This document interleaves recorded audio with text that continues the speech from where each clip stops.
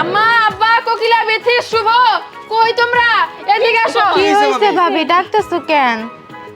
ডাকতাছি কেন আব্বা শীত তো পইরা গেছে, শীতে তো আর কষ্ট করা যাইব না। আমি তো খুব ভালো মতোই দেখি সন্ধ্যার পরে শীতের জন্য আপনারা সবাই আগুন তাপান, শীতের কাপড় তো আর নাই, মুখ ফুটে তো আর বলবেন না। তাই আপনার পোলার কাছে খবর পাঠাইছিলাম, আপনার পোলায় বিকাশে টাকা পাঠাইছে সবার জন্য, সবাই শীতের কাপড় কিনে নিয়ে আসবেন। এই যে নেন আব্বা, এটা আপনার। কোকিলা এটা তোমার। আম্মা শুভ এই যে বিথি, এইবার শুনো মন দিয়ে আমি কি কই। তোমরা সবাই জামা কাপড় কিনবা, কিনাই না কিন্তু আমার দেখাইবে যে কে কি কিনলা। বিথি তোমার থেকে শুরু করি, তুমি তো ইয়াং মানুষ, আজকালকার যুগের মেয়েরা যেই স্টাইলিশ, তুমি তো ভালোই ঘোরা ভাবে চলাফেরা করো। এখন ভাবির চয়েসে একটা চাদর কিনবা, কালা কুচকুচে দেখা পাথরওয়ালা একটা চাদর কিনবা, জানি পরলে মানুষ তাকায় থাকে, তোমার জানি জিজ্ঞেস করে বিথি চাদরটা কই থেকে কিনছস। আর শুভ তুমি তো আমার দেয় বললাম বছর মাশাআল্লাহ, ওই যে হুডি নাকি কি জানি পরে, ওই যে সায়েম যে পরে দেখছিলাম আমি, ওই রকম একটা হুডি কিনবা, ঠিক আছে? জানি সুন্দর দেখা যায়। আর এই যে কোকিলা তুমি তো একটু গোলুমুলু আছো, তোমার কি পরলে ভালো লাগবে কত সুন্দর দেখে, যে ফুল হাতা সোয়েটার আছে না, একটা যদি তুমি পরো কি যে সুন্দর লাগবে তোমার, একেবারে নায়িকার মতো। আমার ননদ মাশাআল্লাহ সুন্দর। আর আব্বা আম্মা আপনাকে কথা আমি কইলাম না, আপনাকে যেটা ভালো লাগে আপনারা সেটাই কিনেন, ঠিক আছে? এখন সবাই যান, কিনা নিয়ে এসে কিন্তু আমার দেখাইবেন। তা না হয়ে যাইতাছি, কিন্তু বোমা সব টাকা তো আম করে দিয়ে দিলা, তোমার জন্য তো কিছুই রাখলা না। তুমি শীতের কাপড় কিনবা না?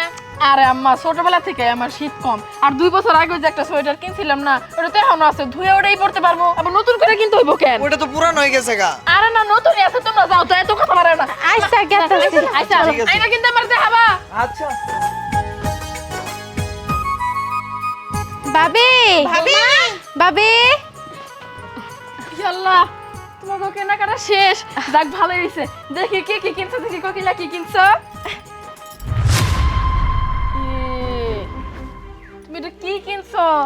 তোমারে তো কইছিলাম ফুল হাতাওয়ালা একটা সুন্দর সোয়েটার কিনতে, এটা কিনছো কেন? এটা তো তোমার মানাইব না, তুমি একটু মোটা সোটা মানুষ না, এটা তো আমাগো গায়ের মাপের।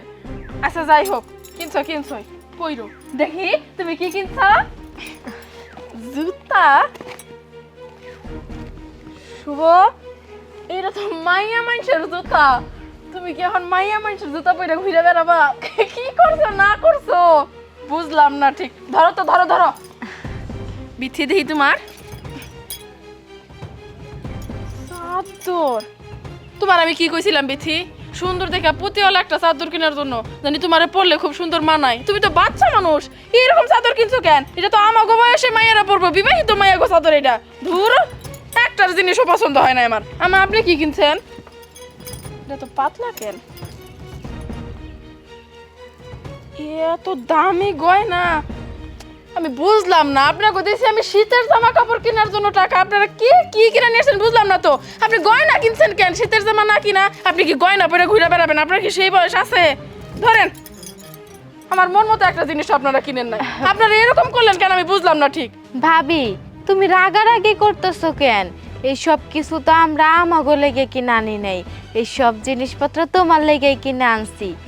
কারণ যে কোনো ঈদে যে কোনো অনুষ্ঠানে শীতের মধ্যে তুমি তো কোনো কিছুই নাও না, সব সময় আমাগো লেগেই চিন্তা ভাবনা করো, নিজের লেগে চিন্তা ভাবনা করো না।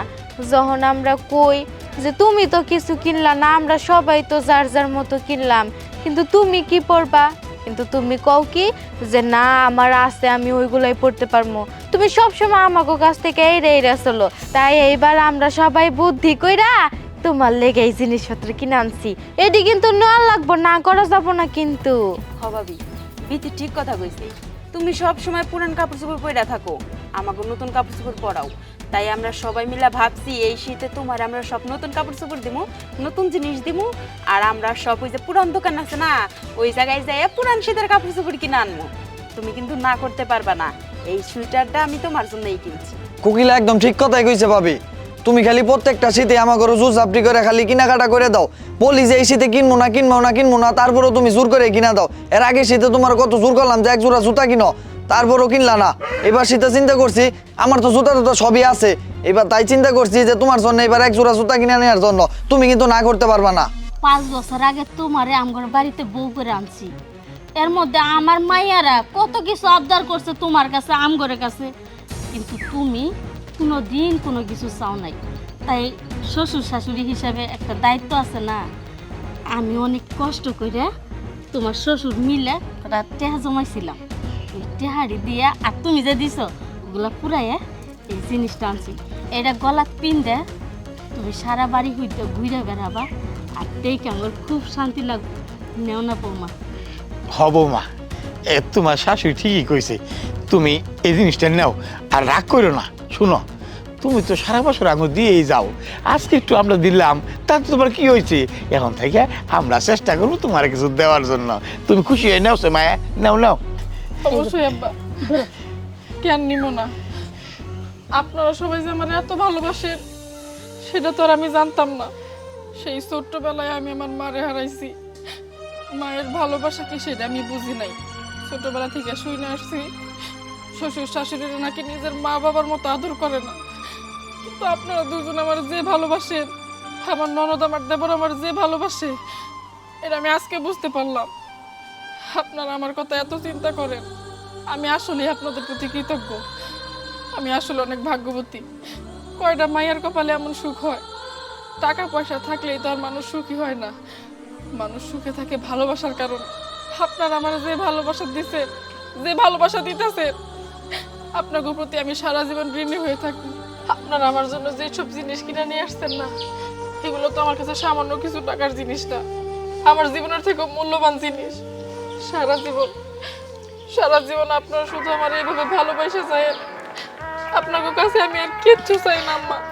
বৌমা, দিমু দিমু ভালোবাসা দিমু আর সব কিছুই দিমু, কিন্তু বৌমা এখন আমার খিদা লাগছে, কিছু খাওন দিবা? হ ভাবি, খাবার দাও। অবশ্যই দিব, কেন দিব না? চলো। চলো সবাই মিলে একসাথে খাবো।